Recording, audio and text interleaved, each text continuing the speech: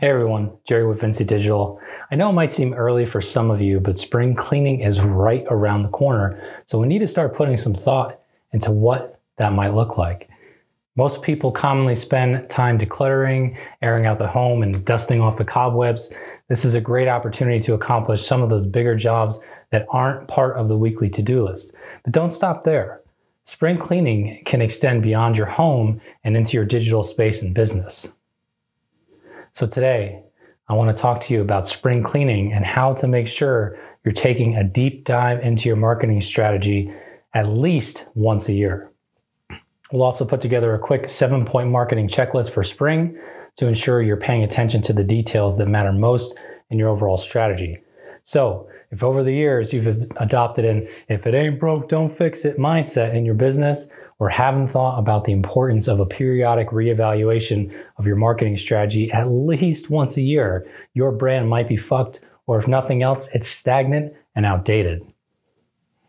All right, so let's get down to business. It's time to clean out your email contacts, brighten up your campaigns, revitalize your evergreen content, and give your overall strategy a tune-up. So here are our top 7 ways most businesses can spruce up their marketing strategy this spring. Number 1, refresh your branding guidelines. Are your brand parameters still serving you and attracting the right audience? It may be time to revamp your look or how you describe who you are and what you do. The culture and values of every organization are continuously in flux and tend to evolve over time. Any changes to branding should be your first order of business before you start adjusting other components of your strategy, because branding adjustments will impact everything. Do you need an updated logo or want to tweak your color scheme? Maybe you only want to take a few elements out of your logo, like text, to simplify into like a condensed icon. Perhaps your messaging would have more appeal with a slight voice change or stronger calls to action. Carefully consider what will motivate your audience and drive them to action. I always tell our partners to consider branding changes first, because it isn't an easy task, but it'll make a huge difference in how people view your company. Look at your branding guide to make sure the right fonts, colors, voice instructions, and logo use guidelines are clear and updated with any changes. And if you don't have a branding guide, that is all the more reason to start here and create one. So that's step 1. Step 2 is audit your content. As your business grows and evolves over time, the amount of content we generate to communicate to our clients, promote our products and services, or to educate and inspire our target audience can grow in size very quickly. However, content that was written a few years ago may need to be updated to stay relevant or refreshed to appeal to the needs of your target market in this moment. I can give you a quick example. So back in 2015, we had written a great article about call tracking for the legal industry and how it significantly helps law firms understand where their leads are coming from. We realized that by simply tweaking a bit of the content, we were able to update this article so that it was applicable to our entire audience and not just law firms. Auditing doesn't have to be complex, it doesn't have to be painful. Just ask yourself a few questions. Which content is performing best? Which content is outdated? Which content is no longer relevant? And what keywords should you be targeting and have those changed over time? Number 3, it's pretty similar to auditing all of your content, but we're focusing on updating evergreen content, which is just a fancy name for content that will remain useful to your audience long after you write it. This type of content is foundational to your brand and only remains useful if it gets updated regularly. For example, if you create content that helps someone get started with a product or service, or teaches them everything they need to know about a specific topic, that information will usually change over time, but still might be highly relevant with just a few tweaks. So take the time to go through this content carefully to ensure it remains relevant and useful for a long time. Number 4 is revamp your website. Most people dread the thought of this, but you can't avoid it forever. Spring cleaning is a great time to get this done. If done well, a new website can improve your visitors' experience, the aesthetics and professionalism of your brand, as well as your visibility in search. At the very least, make sure you do everything you can to speed up the load times of your pages, test to make sure it is mobile friendly, and freshen up page layouts, and visuals to benefit visitors most. You might also want to consider adding more interactive elements such as a live chat or a chatbot option, improving navigation, and driving visitors to take action.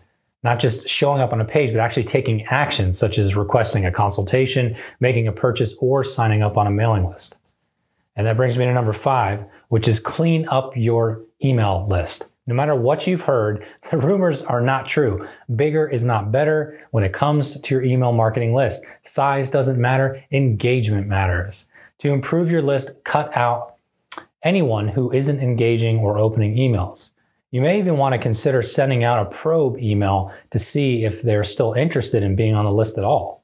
A sloppy email list can hurt your brand, and ISPs or internet service providers can actually blacklist your email address if they see too many emails coming from your company getting flagged as spam or bouncing when sent to inactive email addresses. Lastly, if you don't already have a company newsletter or a mailing list, it's definitely time to get one set up. So this is the perfect time to do it. Number 6 is run some messaging tests and revitalize your strategy. So do you have some assumptions about what messaging may or may not resonate with your audience? You can easily test these theories by A/B testing, or otherwise known as split testing, which is making one small difference between 2 emails, 2 ads, or other types of content and measuring to see if one outperforms the other.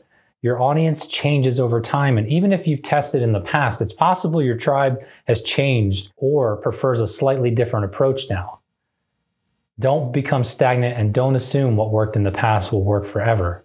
Number 7, claim more online profiles. If you want your business to show up consistently and accurately everywhere, then you need to claim as many business listings as possible. First and foremost, make sure you've claimed your Google My Business listing, otherwise known as GMB listing. And once you do, spend time adding more content, updating information, and making it as relevant and useful to your audience as possible. For most of our clients, over 50% of their organic traffic comes through their Google My Business page, so this is critical. Also, make sure you're generating positive reviews on a consistent basis. Even reviews that are just 6 months old tend to become less reliable or less of a factor when someone is considering whether or not to work with your business. In addition to Google My Business, make sure every social profile you manage is accurate and consistent, and also look for any other directory sites that might need adjustments, such as Yelp, Bing Places for Business, Apple Maps, Foursquare, and Yellow Pages, just to name a few. We've covered a lot of ground in our spring cleaning marketing checklist today, but if you follow these recommendations and take the time to assess your marketing strategy on a periodic basis, you'll find that connecting with your target market and establishing more meaningful relationships with your audience will become so much easier. I think well-known author Napoleon Hill said it best: strength and growth come only through continuous effort and struggle. What does that mean? If you're not putting in the effort, you'll never see the growth. If you want to learn more about these marketing cleanup tips, make sure to check out our latest article on the Vinci blog.